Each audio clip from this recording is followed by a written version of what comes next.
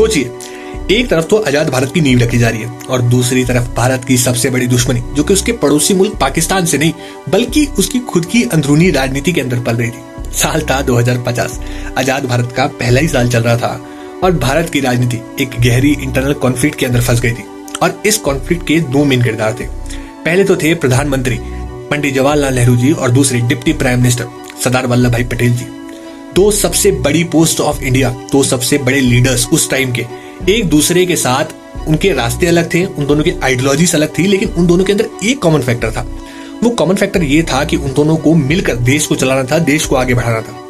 और इसी common factor के चलते एक ऐसी चिट्ठी लिखी गई जिसने देश की राजनीति के अंदर भूचाल ला दिया। तो आओ पूरे देश की राजनीति को समझते हैं कि सीरीज के अंदर आज हम उस पॉलिटिकल स्टोरी को समझने की एक छोटी सी कोशिश करते हैं, जिसकी वजह से उस टाइम के भारत के prime minister Pandit Jawaharlal Nehru ji Congress working committee की मीटिंग को अटेंड करना ही छोड़ देते हैं। अगर आपको लगता है कि आपको मेरे साथ अगले 30 दिनों तक भारत की जो सेंटर की राजनीति है फ्रॉम आजादी टिल नाउ की समझने की मूवमेंट में जुड़ना है, तो अपने इस यूट्यूब चैनल को सब्सक्राइब करो।